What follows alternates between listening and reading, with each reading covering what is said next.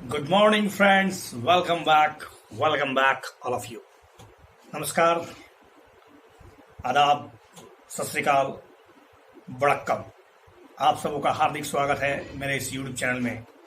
जैसा कि पिछले वीडियो में मैंने आप लोगों को बेहतरीन तरीके से पॉलिटी इकोनॉमिक्स के बेहतरीन क्वेश्चनों की श्रृंखला को लगातार हिंदी एनालिसिस के माध्यम से स्पष्ट कर रहा हूं। आप अगर मेरे इस चैनल को पसंद कर रहे हैं तो आप सब्सक्राइब करें और साथ ही साथ अपने दोस्तों को शेयर करें। इस वीडियो में मैं आपको करंट अफेयर से जुड़े हुए इकोनॉमिक्स के महत्वपूर्ण प्रश्नों को अपने शब्दों में पढ़ने और उसे सॉल्व करने के तरीके और साथ साथ उसका हिंदी एक्सप्लेनेशन करने जा रहा हूं। So let's start. First question from economics and it's related to current affair. आपका इकोनॉमिक्स सर्वे उससे बहुत ही बेहतरीन प्रश्न बनाया गया है। Let's first question.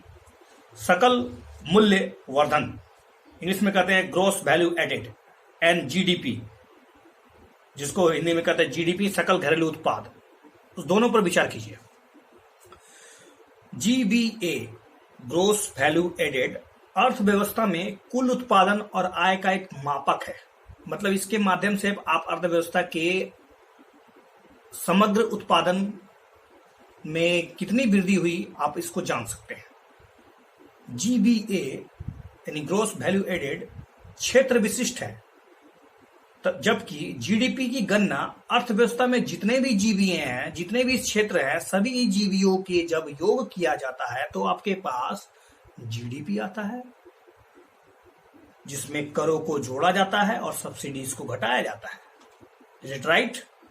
और फाइनली थर्ड ऑप्शन है, जहां जीबीए उपभोक्ताओं की ओर से आर्थिक गतिविधि पक्ष या मांग पक्ष को दर्शाता है, वहीं जीडीपी उत्पादक पक्ष या आपूर्ति पक्ष को दर्शाता है।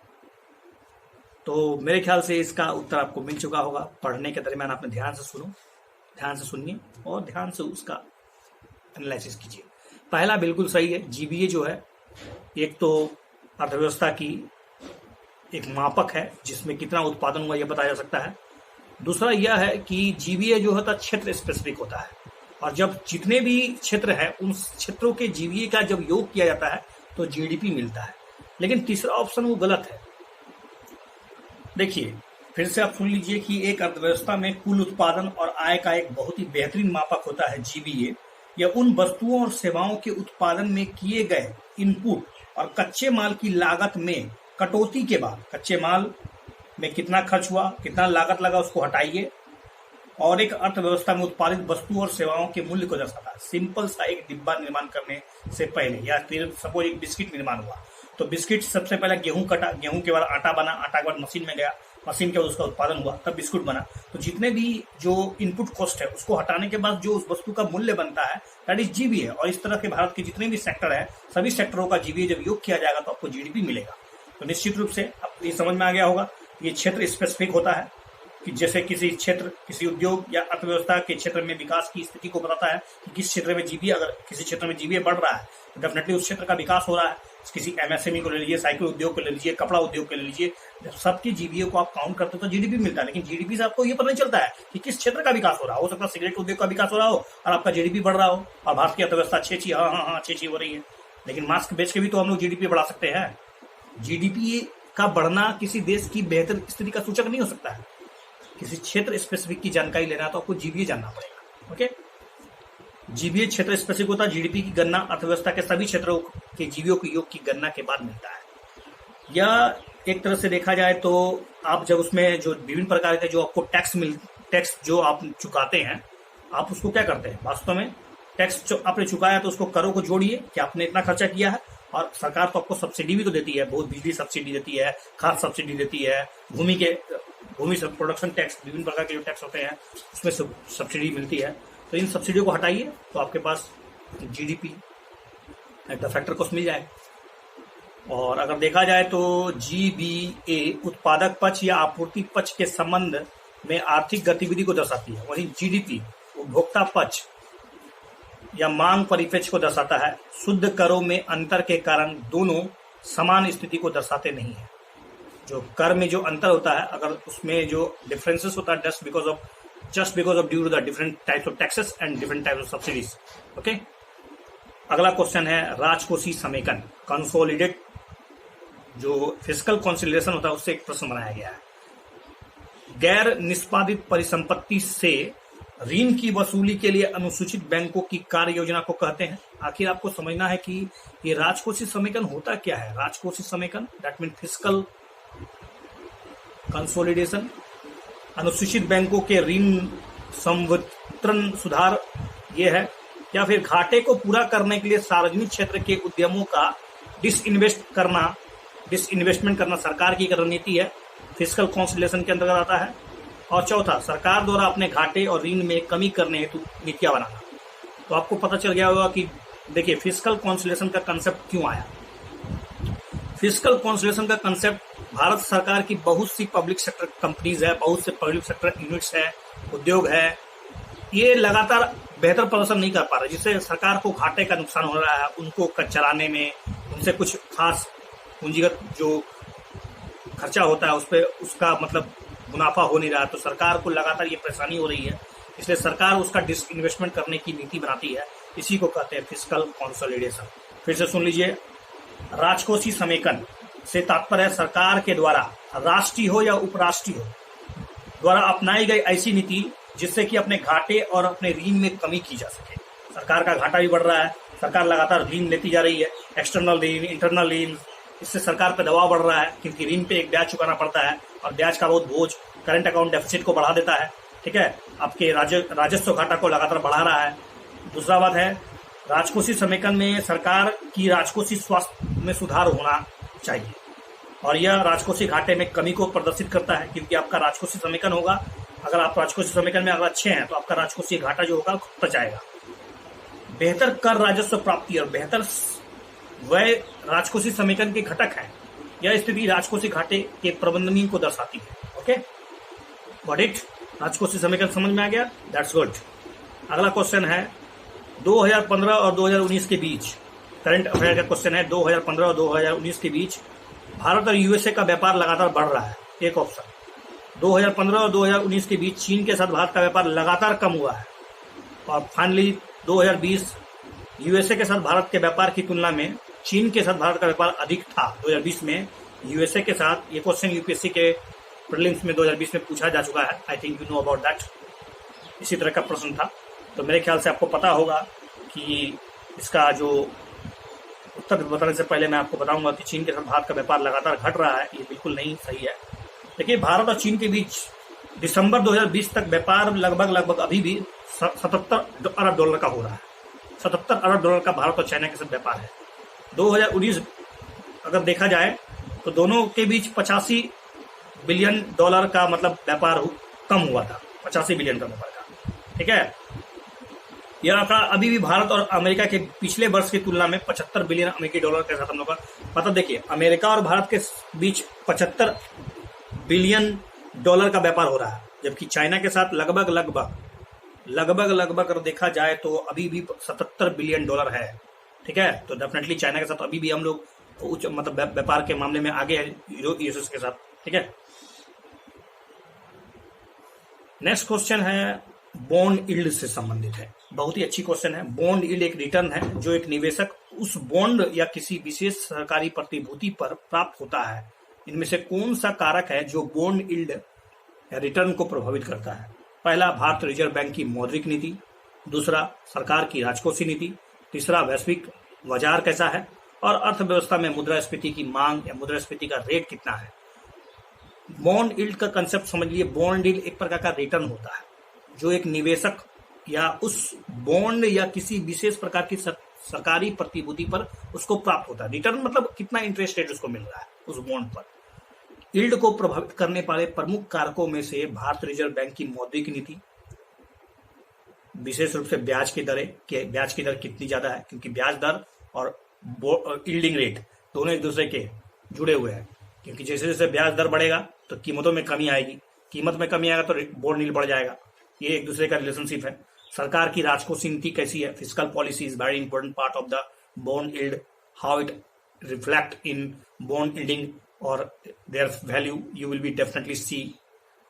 और वैश्विक बाजार कैसा है, वैश्विक बाजार गर्म है क्या, उतार चढ़ाव खूब हो रहा है क्या, डॉलर के प्राइस और रुपये के वैल्यू में क्या फ्लक्चुएशन हो रहा है क्या, अर्थव्यवस्था और मुद्रास्फीति कितनी है, क्योंकि मुद्रास्फीति जो है वो आरबीआई के रिजर्व बैंक के जो मौद्रिक नीति है उसको प्रभावित करती है। इंटरेस्ट रेट जो विभिन्न प्रकार के SLR, CLR, CRR, reverse repo rate ये जो प्रभावित होंगे, शॉर्ट में कहें तो मुद्रास्फीति से इंटरेस्ट रेट कमी होता है, इंटरेस्ट रेट को बढ़ा दिया जाता है, कठोर कर दी जाती है। ठीक है, जब इंटरेस्ट रेट कठोर हो जाएगा तो आपकी कीमतें बढ़ जाएगी, जब कीमतें बढ़ जाएगी तो बॉन्ड यील्ड घट जाएगा। तो शॉर्ट में एक दूसरे से जुड़ा हुआ है। ओके, नेक्स्ट क्वेश्चन है भारत में ईंधन की कीमतों के संबंध में। जो भारत जो ईंधन खरीदता है तो केंद्र और राज्य द्वारा, आपको पता होगा अभी पेट्रोल का प्राइस जो है 100 रुपया से ज्यादा हो गया था, बहुत ही हो हल्ला हो रहा था, होना भी चाहिए था, हो हल्ला होगा नहीं तो फिर पता कैसे चलेगा।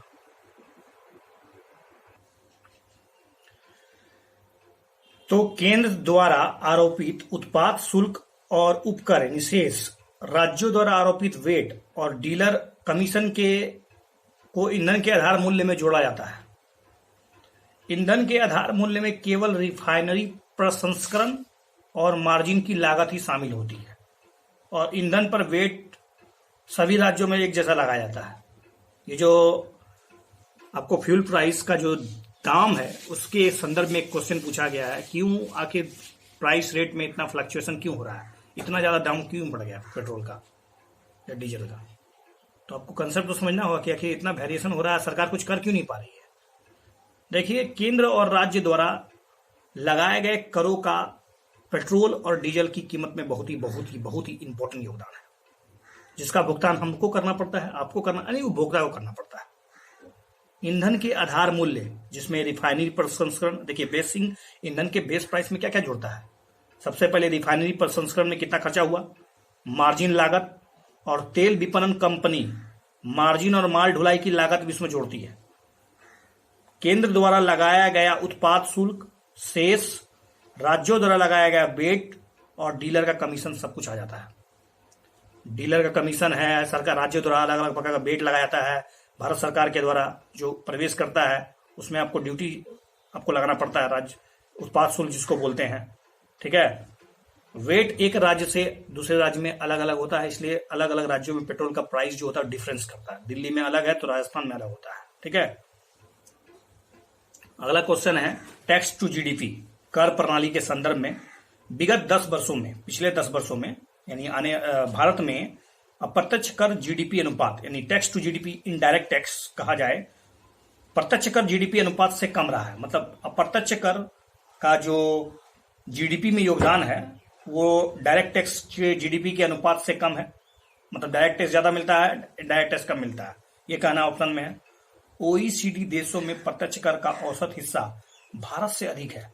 ओईसीडी का जितने भी ओईसीडी कंट्रीज हैं जो oil economic export economic countries जो है बहुत ही धनी देश हैं ये सब, इसका जो इसमें जो डायरेक्ट टैक्स का योगदान क्या भारत से अधिक है।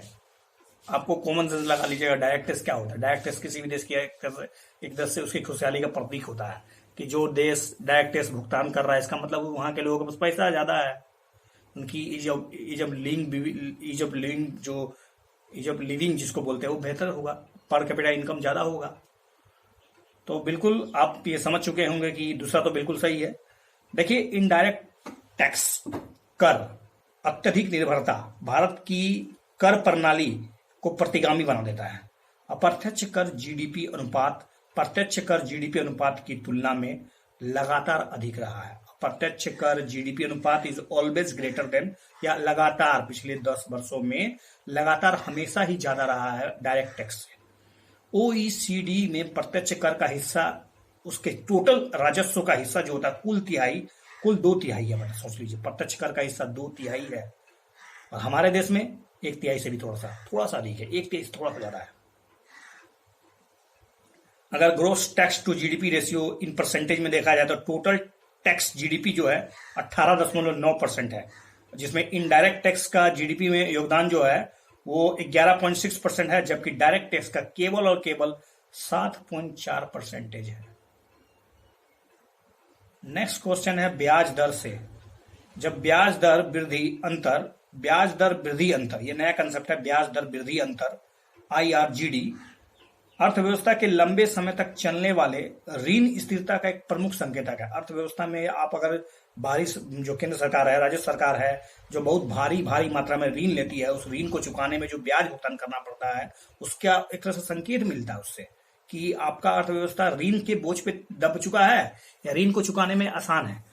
जब ऋण बढ़ाने की लागत सकल घरेलू उत्पादन की वृद्धि दर से अधिक होती है तो सार्वजनिक ऋण राजकोषीय लागत पर कम प्रभाव होता है। सार्वजनिक ऋण राजकोषीय लागत पर कम प्रभाव होता है, इसका तो आपको उत्तर देना ही पड़ेगा मेरे ख्याल से। दूसरा स्टेटमेंट गलत है, क्योंकि देखिए सबसे पहले आपको कंसेप्ट समझिए कि अर्थव्यवस्था में लंबे समय तक चलने वाले ऋण, मतलब लॉन्ग टर्म का जो ऋण हम बाहरी एक्सटर्नल कॉमर्शियल बोरिंग करते हैं, अपने इंटरनल बोरिंग भी हम लोग का ज्यादा है, एक्सटर्नल बोरिंग तो बहुत कम है, ठीक है। सरकार का बोरिंग उसमें भी कम है, विदेशी मतलब निजी निवेशकों का ज्यादा है।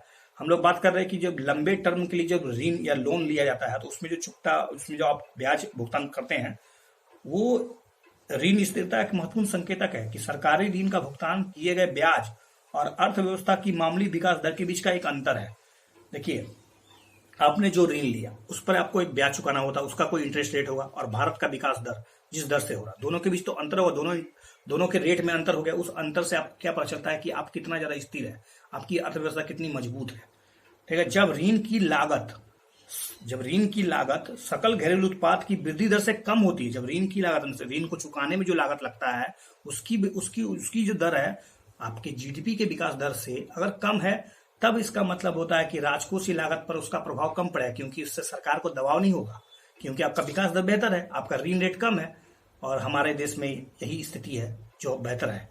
अर्थव्यवस्था में ऋण जीडीपी अनुपात में गिरावट आती है, ठीक है। इससे अर्थव्यवस्था में ऋण जीडीपी अनुपात में गिरावट आती है।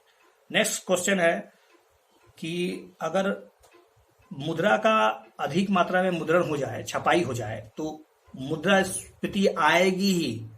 ये सही है कि मुद्रा का अगर मुद्रण कर दिया जाए और वो मुद्रा बाजार में आ जाए, लिक्विडिटी के रूप में आ जाए, तो अर्थव्यवस्था में क्या लिक्विडिटी आने से ही मुद्रास्फीति आ जाती है?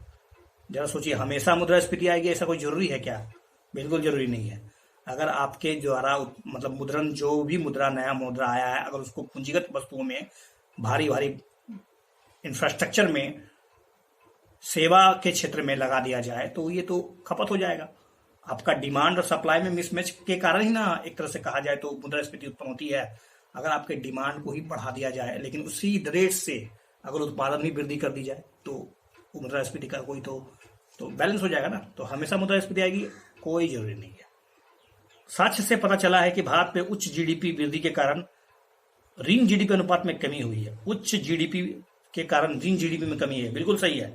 हमारे देश का सबसे अच्छा इकोनॉमिक सर्वे में बताया कि ऋण जीडीपी में जो जैसे वृद्धि, जैसे ऋण जीडीपी में वृद्धि से कोई डर नहीं है। देखिए, ऋण जीडीपी बढ़े कोई दिक्कत नहीं है, लेकिन आपका जीडीपी विकास दर उससे ऊंचा है तो आप सक्षम है, आप खुश हैं, आपके देश अर्थव्यवस्था का विकास बेहतर हो रहा है।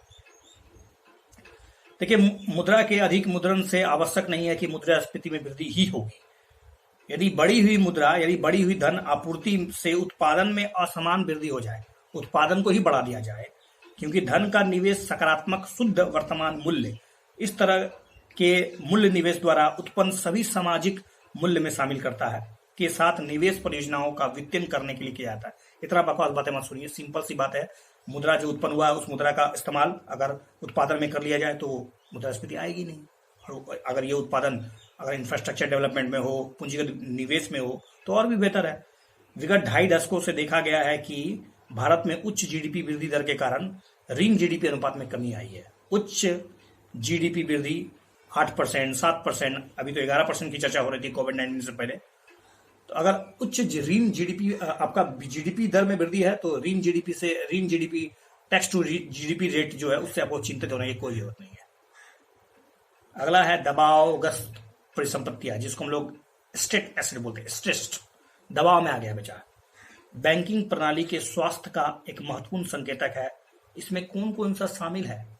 दबावग्रस्त परिसंपत्ति में कौन सी आता है? एक तो गैर निष्पादित परिसंपत्ति आती है जिसको एनपीए बोलते हैं, पुनर्गठित ऋण होता है, restructure loan, rights of assets, ROR, ROA. मेरे ख्याल से ये सारे के सारे दबावग्रस्त संपत्ति के कैटेगरीज है। एसेट क्वालिटी का सबसे महत्वपूर्ण पैमाना जो है वो एनपीए, नॉन परफॉर्मिंग एसेट है। लेकिन एनपीए अकेले बैंकों द्वारा दिए गए ऋणों की खराब परिसंपत्तियों का प्रदर्शन नहीं करता है। और भी ऐसे फैक्टर्स है जो बैंकों की खराब परिसंपत्ति का एक तरह से ब्यौरा देता है। उसमें से है दबावग्रस्त परिसंपत्ति में के अलावा जैसे रीस्ट्रक्चर लोन है, आपने फिर से उसको लोन दे दिया, लोन पे लोन दे दिया, इंटरेस्ट पे इंटरेस्ट चुका नहीं पा रहा, आप लोन पे लोन देते जा रहे हैं, तो दिवालिया नहीं हो तो क्या होगा, बैंक लोग डूबेंगे नहीं तो क्या होंगे। और राइट ऑफ एसेट्स भी है। पुनर्गठित संपत्ति या ऋण एक ऐसी संपत्ति होती है जिसे विस्तारित पुनर्भुगतान अवधि यानी ब्याज दर कम करने, ऋण के एक हिस्से को इक्विटी में बदलने, अतिरिक्त वित्त पोषण प्रदान करने या इन उपायों को संयोजन से होता है। मतलब अगर आपसे कोई सपोज एक बड़ी कंपनी है जिसने बैंकों से लोन लिया 50 करोड़ का, 50 करोड़ का ऋण चुकाने में वो सक्षम है, 10 करोड़ दे पा रही है, तो 40 करोड़ का जो ऋण है उसको फिर से रिस्ट्रक्चर करने के लिए आपने उसको और ऋण दे दिया ताकि वो अपना उद्योग धंधा चलाए, ताकि वो या तो आप उस कंपनी के शेयर ले लेते हैं, कुछ इक्विटी जिसको बोलते हैं, इक्विटी में हिस्सेदारी बना लेते हैं, या रेशनिंग कर देते हैं जिसको आपने पढ़ा होगा 4R में, restructure, recurring, something I forgot about that. Bank जब यह मान ले कि उसके बुक पर बने किसी भी लोन अकाउंट की वैल्यू बहुत कम रह गई है या समाप्त हो गई है तो उसे राइट ऑफ कर दिया जाता है। बैंक का वित्त विवरण यह प्रदर्शित करेगा कि राइट ऑफ लोन की भरपाई किसी अन्य तरीके से की जाए। ये राइट ऑफ लोन की जो भरपाई होगी वो किसी अन्य तरीके से की जाती है। नेक्स्ट क्वेश्चन है वाशिंगटन कंसेंसस। ये कंसेंसस जो बना था, वाशिंगटन कंसेंसस चर्चा में खूब रहता है, किससे जुड़ा हुआ है? देखिए वाशिंगटन कंसेंसस जो जुड़ा हुआ वो अर्थव्यवस्था से जुड़ा हुआ। WTO के कुछ नॉर्म्स है, उस नॉर्म के अर्थव्यवस्था, इसमें शॉर्ट में क्या है तो मुक्त बाजार व्यवस्था अर्थात पूंजीवादी व्यवस्था को बढ़ावा दिया जाए, दिल खोल दो, उदारवादी दृष्टिकोण अपनाओ, LPG जैसी प्रणाली को बात कर रहे हैं। वाशिंगटन कन्वेंशन बहुत से वित्तीय संस्थानों जैसे अंतर्राष्ट्रीय मुद्रा कोष है, वर्ल्ड बैंक है, अमेरिका का ट्रेजरी जो रिजर्व है, मुक्त बाजार आर्थिक नीतियों का एक सेट है। जॉन विल्मनसन नाम का एक कोई बहुत ही बड़ा ब्रिटिश अर्थशास्त्री था, उन्होंने 1989 में पहली बार इस शब्द का प्रयोग किया था, वाशिंगटन कंसेंसस। इसका उद्देश्य विकासशील देशों को मदद करना, आर्थिक संकटों का जो सामना कर रहे हैं उनको अर्थव्यवस्था में उनका बेहतर करना। वाशिंगटन कंसेंसस में संरचनात्मक सुधारों के साथ साथ वित्तीय मदद के साथ साथ उसके दरवाजे विश्व के बाजार के लिए खोलने के लिए मतलब एक तरह से एग्रीमेंट बनाया जाता है और मुक्त लचीली विनिमय दर और मुक्त बाजार इत्यादि को अपनाया जाता है। अगला क्वेश्चन है आर्थिक संकट के दौरान, अभी ये बहुत इस इकोनॉमिक सर्वे में इस शब्द का जिक्र किया गया, काउंटर साइक्लिंग।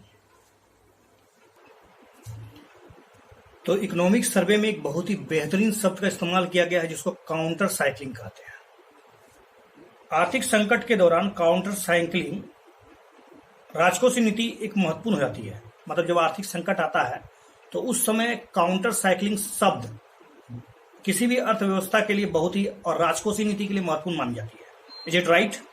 नेक्स्ट है काउंटर साइक्लिंग राजकोषीय नीति का तात्पर्य है कि राजकोषीय नीति मंदी के दौरान संकुचनवादी हो जाएगी, मतलब कम खर्चा करेगी, इंटरेस्ट रेट को बढ़ा देगी और अच्छे समय के दौरान विस्तारवादी हो जाएगी, खर्चा करते जाएगी, इंटरेस्ट रेट को डाउन कर देगी, ले जाइए लोन ले जाइए, विस्तारवादी हो जाएगी जब अच्छे होगी। क्या ये है काउंटर साइक्लिंग? और प्रो साइक्लिंग राजकोषीय नीति अच्छे समय के दौरान संकुचनवादी और मंदी के दौरान विस्तारवादी हो जाएगी। क्या ये कंसेप्ट है? तो आपने काउंटर साइक्लिंग शब्द इकोनॉमिक सर्वे में चीफ इकोनॉमिक एडवाइजर से सुना होगा और इकोनॉमिक सर्वे में जिक्र भी किया गया। देखिए काउंटर साइक्लिंग शब्द का अर्थ समझ लीजिए। पहले किसी भी राजकोषीय नीति का एक अभिन्न हिस्सा है। काउंटर साइक्लिंग के तात्पर्य है कि जब अर्थव्यवस्था संकुचनवादी हो गई है, जब मंदी की हालात जैसे लक्षण दिख रहे, जैसे कोविड-19 के कारण अर्थव्यवस्था संकुचित हो गई है पूरी तरह से, मतलब मंदी के दौर में फंस रही है। तो इस मंदी के दौर में लोगों के हाथों में पैसा ही नहीं है, उद्योग धंधे विस्तार को रोक दिए हैं। तो जब मंदी की जैसी हालात हो तो विस्तारवादी नीति को अपनाया जाता है। ये है काउंटर साइक्लिंग प्रोसेस, जिसमें इंटरेस्ट रेट को पूरा लो कर दिया जाता है ताकि आसानी से लोगों को लोन मिल पाए। और उसका जस्ट अपोजिट, लेकिन राजा महाराजा जो बड़े बड़े भवन बनाते थे, महल बनाते थे, जैसे ताजमहल हो, तो उसके पीछे एक रहस्य है। क्योंकि उस समय या तो अकाल आया हो, या तो सूखा पड़ गया हो, या फिर कहीं बहुत बड़ी दुर्घटनाएं हो गई हो, या महामारी फैल गया हो, जिससे मंदी जैसी हालात और एक तरह से अकाल जैसी स्थिति से उबरने के लिए लोगों के हाथों में प्रोत्साहन राशि पहुंचाने के लिए सरकार जो होती है विस्तारवादी नीति को अपना लेती है। That is called pro cycling, counter cycling, ठीक है, that is called counter cycling राजकोषीय नीति। सुनिए क्या दिया हुआ, देखिए, जहां आर्थिक चक्रों को सुचारू करने के लिए काउंटर साइक्लिक राजकोषीय नीति आवश्यक है, वहीं आर्थिक संकट के दौरान यह बहुत ही इंपॉर्टेंट हो जाता है। काउंटर साइक्लिक राजकोषीय नीति की प्रासंगिकता अगर बताई जाए तो भारतीय राजा रजवाड़े लोग रोजगार देने के लिए, लोगों की आर्थिक स्थिति को बेहतर करने के लिए, अकाल और सूखे से निकालने के लिए महलों का निर्माण कराते थे। आर्थिक सिद्धांत के अनुसार मंदी के वर्ष में सरकार को अधिक खर्च करना होना चाहिए। इस नीति के अनुसार सरकार को मंदी की स्थिति में अधिक से अधिक खर्च करना चाहिए, दिल खोल देना चाहिए पूरा अपना। इस तरह की काउंटर साइक्लिंग राजकोषीय नीति, जिसमें राजकोषीय नीति मंदी के दौरान विस्तारवादी, खर्च में वृद्धि, करों में कमी करती है, अच्छे समय में के दौरान संकुचनवादी हो जाती है, व्यापार चक्र को मजबूत करती है। दूसरी ओर प्रो साइक्लिक राजकोषीय नीति अच्छे समय के दौरान विस्तारवादी हो जाती है और मंदी के दौरान संकुचनवादी हो जाती है। That's good, I think you got the concept. एक कॉन्सेप्ट है बजट में राजकोषीय विवेक, फिस्कल प्रूडेंस। ये फिस्कल प्रूडेंस शब्द का जो उल्लेख है वो क्यों किया जाता है? इससे सरकारी लागत को कम करने के लिए सरकार के द्वारा किया गया कोई नई पहल की घोषणा ना करना होता है, मौद्रिक और राजकोषीय लक्ष्यों का सामंजस्य करना होता है, या फिर देश के ऋण जीडीपी अनुपात को कम करना होता है। तो देश का जो ऋण जीडीपी अनुपात है, फिस्कल एक तरह से प्रूडेंस मतलब विवेकशील तरीका से उपयोग करना, केवल और केवल डी है इसका आंसर सही है। क्योंकि देखिए, ना तो इसका राजकोषीय नीति और मौद्रिक नीति के बीच कोई लेना देना है, और सरकारी लागत को कम करके कोई नई पहल को ना घोषणा करना, ये तो बेवकूफ़ी है। तो सीधा सीधा देश में ऋण जीडीपी जो है, क्योंकि देश जो है, सरकार जो है भारी मात्रा में विदेशी loan, external loan, internal loan लेती रहती है, उस पर उसको ब्याज चुकाना पड़ता है। अगर ब्याज का इंटरेस्ट रेट जीडीपी के विकास दर से ज़्यादा हो तो इससे एक संकट पैदा हो जाएगा। किसी भी अर्थव्यवस्था के परिपक्व होने के लिए, मैच्योर होने के लिए राजकोषीय विवेक बहुत ही जरूरी है। राजकोषीय नीति का मजबूत होना, राजकोषीय विवेक पूर्ण होना बहुत ही जरूरी है। यदि सरकार अपने राजस्व से अधिक खर्चा करना जारी रखती है तो उस कमी को पूरा करने के लिए उसको क्या करना पड़ेगा? मुद्रा प्रिंट करना पड़ेगा। और मुद्रा प्रिंट हो गया और नई मुद्रा का इस्तेमाल केवल और केवल सब्सिडी देने में और राजस्व व्यय में चला जाए, जो कि अभी वर्तमान में वही सब होता है। जब तब ऋण माफी और सब्सिडी को बढ़ा दिया जाता है तो लोगों के हाथों में पैसा आ जाएगा और मुद्रास्फीति बढ़ जाएगी। ठीक है, अगर राजकोषीय नीति के तहत अगर खर्चा हो रहा है और खर्च बढ़ रहा है, ऋण का इस्तेमाल अगर पूंजीगत वस्तुओं के निर्माण में हो रहा है तो वो भविष्य में लाभ देगा। दैट्स इंपॉर्टेंट बात। लेकिन अगर बाजार में मुद्रा अगर ज्यादा आ गई तो मुद्रास्फीति के बढ़ने के चांसेस बढ़ सकते हैं। मुद्रण मुद्रा मुद्रास्फीति को बढ़ावा देगी और कई बार तो कभी कभी हाइपर इन्फ्लेशन भी आ सकता है, कई देशों में हुआ भी है। इस घटना से बचने और राजकोषीय विवेक को अनिवार्य बनाने के लिए भारत सरकार ने 2003 में राजकोषीय उत्तरदायित्व और बजट प्रबंधन FRBM fiscal responsibility budget management अधिनियम को पारित किया था, जिसका उद्देश्य था कि राजकोषीय विवेक को एक तरह से संस्थागत बनाया जाए और देश के राजकोषीय घाटे को इस तरह से मेंटेन किया जाए, इस तरह से कम किया जाए कि बजट संतुलित रहे। क्योंकि आपका बजट जो है हमेशा घाटे का बजट बन जाता है, कमाते कम है, खर्चा ज्यादा कर देते हैं। और ये खर्चा जो होता है, दुखद बात यह है कि पेंशन, राजस्व व्यय में ज्यादा खर्चा होता है। शॉर्ट में यही कहेंगे, revenue deficit if will be greater, that would be the problem for the government. How to be prudence, इसको कैसे बेहतर बनाया जाए, इसके लिए सरकार सोचती है। अगला क्वेश्चन है घाटे की वित्त व्यवस्था, डेफिसिट फाइनेंसिंग। भारत सरकार आमतौर पर घाटे की वित्त व्यवस्था जैसा कंसेप्ट का इस्तेमाल करती है। किस लिए करती है? राजकोष घाटे को वित्त प्रदान करने हेतु, विकासात्मक व्यय हेतु, या फिर अल्पकालिक चालू खाते को कम करने हेतु। देखिए, ये राजस्व घाटे को एक तो पैसा प्रदान करना, राजस्व घाटा कम हो गया है, राजस्व घाटा को मतलब मेंटेन करना चाहता है। विकासात्मक व्यय को बढ़ाने के लिए भी हो सकता है, ठीक है। लेकिन ये जो करंट अकाउंट जो डेफिसिट है, वो current account deficit balance of payment से जुड़ा हुआ है। इसका राजकोषीय नीति से कोई लेना देना है नहीं, डायरेक्टली नहीं है। भारत में राजस्व घाटा अधिक राजकोषीय घाटे के प्रमुख कारणों में से है, क्योंकि राजकोषीय घाटा का हिस्सा ही तो है राजस्व घाटा। ठीक है, तो राजस्व घाटा अगर कम रहे, इसका अर्थ है कि सरकार अपने राजस्व संचालन को उन संसाधनों के माध्यम से वित्त पोषित नहीं कर पा रही है, और वह उत्पन्न करती है। ऐसा इसलिए किया जाता है क्योंकि सरकार को आंतरिक संसाधन के विकासात्मक व्यय के लिए पर्याप्त पैसा ही नहीं है, इसलिए वो बाजार से लोन ले लेती है, ऋण उठा लेती है। जब बाजार से ऋण ले लेगी सरकार ही, तो और निजी कंपनियों को और बड़े बड़े निवेशकों के लिए पास तो पैसा होगा नहीं। इससे क्या होगा, क्राउडिंग इफेक्ट हो जाएगा और इंटरेस्ट रेट बढ़ जाएगा। जब इंटरेस्ट रेट बढ़ जाएगा तो ब्याज दर बढ़ने से आपका मुद्रास्फीति का लक्षण दिखने लगता है। ठीक है, तो ये भी एक खतरनाक स्थिति है। करंट अकाउंट डेफिसिट क्या है? करंट अकाउंट डेफिसिट वास्तव में बाहरी प्रभाव अर्थात विदेशी सहायता जो हम लोग लेते हैं, उसके द्वारा जो पैसा मिलता है, उस पर जो हम लोग ऋण चुकाते हैं, विदेशों से लिया गया उधार, चूंकि ये पूंजीगत खाते का हिस्सा होता है, क्योंकि ये अल्पकालिक तो होता नहीं है, इससे आपकी देनदारियां जो होती है घट जाती है और आपकी लायबिलिटी बढ़ जाते हैं। तो ये तो पूंजीगत खाता का हिस्सा है, तो इसलिए आप इसको करंट अकाउंट डेफिसिट, चूंकि अल्पकालिक को प्रभावित नहीं करेगा। ठीक है,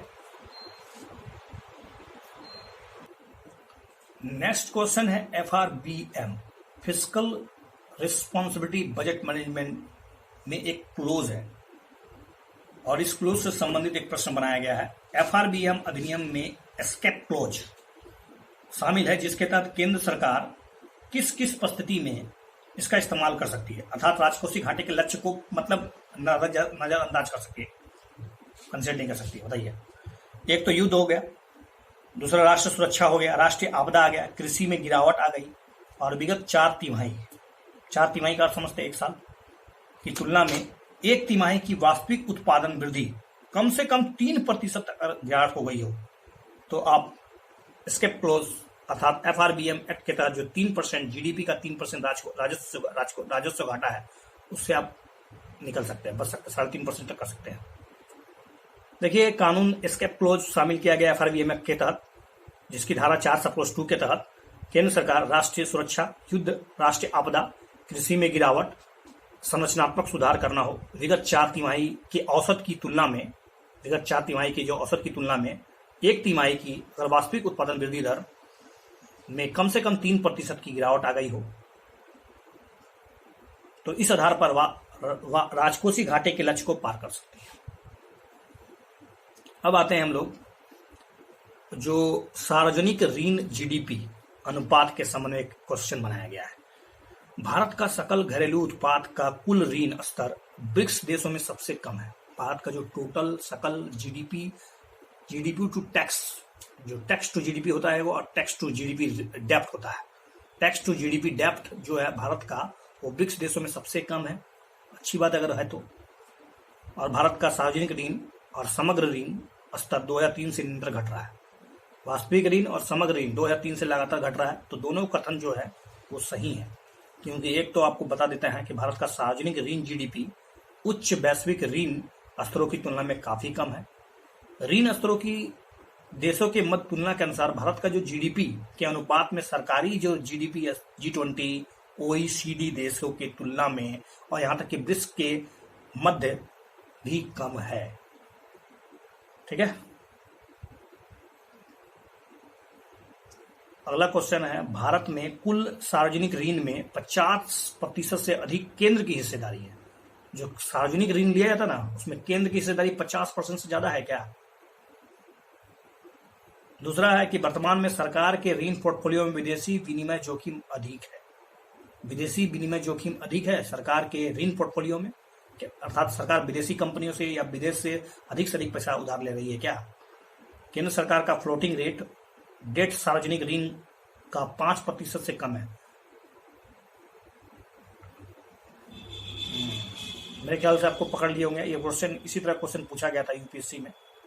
जी हाँ, आपका प्रश्न 1 और 3 ऑप्शन सही है। देखिए, सरकार का ऋण पोर्टफोलियो विदेशी विनिमय जोखिम कम है। ठीक है, क्योंकि हम लोग हमारी सरकार जो है विदेश से ज्यादा लोन नहीं लेती। एक्सटर्नल ऋण is lesser than that of the internal ऋण। 97% तो इंटरनल ऋण है, मात्र 4 से 5% मान लीजिए, मैक्सिमम 5% एक्सटर्नल बोरोइंग है, जो कि विदेशी संस्थागत निवेशकों से लिया जाता है, चाहे IMF हो चाहे वर्ल्ड बैंक हो। इससे हम लोग बहुत कम ले रहे हैं। जिससे हम लोग का बाहरी ऋण सकल घरेलू उत्पाद केवल 2.5% से 3% के आसपास है। ठीक है, कुल सार्वजनिक ऋणों में 70% तो केंद्र की हिस्सेदारी है। 70% कुल सार्वजनिक ऋण की जो पब्लिक डेप्ट है दैट इज 70%। जैसा कि केंद्र सरकार को मैक्रो इकोनॉमिक प्रबंधन की जिम्मेदारी सौंपी गई है, इसलिए केंद्र और राज्यों के बीच ऋण का यह वितरण उस प्रोत्साहन अनुकूलता के कारण वांछनीय है जो उसे उत्पन्न करता है। देखिए, ऋण लेना कोई बुरी बात नहीं है। ऋण का इस्तेमाल कहाँ हो रहा है? क्या राजस्व व्यय में हो रहा है या फिर पूंजीगत व्यय में हो रहा है? अगर आपका पूंजीगत व्यय में ऋण का उपयोग हो रहा है तो definitely that is better for any developed country, any developing country. Okay okay okay okay okay अक्सर बजट और आर्थिक सर्वेक्षण में चर्चित है सकल घरेलू पूंजी निर्माण, ग्रॉस डोमेस्टिक कैपिटल फॉर्मेशन। अनिवार्य रूप से किसको बताता है? यह बुनियादी ढांचे और टिकाऊ आर्थिक संपत्ति का निर्माण को दिखाता है। ठीक है, पूंजी उत्पादन का उत्पादित साधन है या इसे उत्पादित घटक कहा जाता है। अर्थव्यवस्था में प्रत्यक्ष और अप्रत्यक्ष रूप से अधिक संपत्ति का निर्माण अगर संभव हो पाता है तो आपका ग्रॉस डोमेस्टिक कैपिटल फॉर्मेशन ज्यादा हो रहा है। पूंजी निर्माण का अर्थ है सार्वजनिक स्वच्छता, दक्षता, डायरेक्ट इनडायरेक्ट पूंजीगत वस्तुओं का निर्माण करना, भौतिक और गैर भौतिक संपत्ति का निर्माण करना। देश में एक वर्ष के दौरान किसी देश के घरेलू सीमा के भीतर पूंजीगत स्टॉक में वृद्धि होना, ये सब क्या है? वास्तव में ये पूंजीगत वस्तुओं का निर्माण करना वास्तव में कैपिटल फॉर्मेशन हो रहा है। ठीक है, बुनियादी ढांचे जैसे भवन है, सड़क है, पुल है, नहर है, मशीन है, ये सब क्या है? ये सब पूंजीगत वस्तुएं हैं और ये पूंजीगत भौतिक वस्तुएं का निर्माण होना कैपिटल फॉर्मेशन का एक तरह से उदाहरण है। Okay, that's sufficient for this video. I think this is a very smart video in which I discussed most of the important questions that are related current affairs, economic section. इसी तरह के आगे और भी अलग अलग सेक्शन के videos आपको मिलते रहेंगे। जरूरी ये है कि आप मेरे वीडियोस को सब्सक्राइब करें और अपने दोस्तों के बीच भेजें ताकि मुझे ये लगे कि मेरा वीडियो पसंद किया जा रहा है। Thanks a lot for watching this video once again. Thank you.